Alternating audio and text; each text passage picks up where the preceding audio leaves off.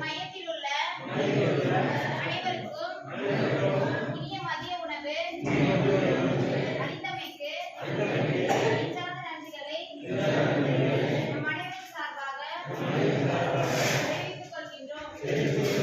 மேலும் தெய்வத் திரு AG Thirunavukkarasu doctor கே.ஜி. Ezhilarasu அவர்களை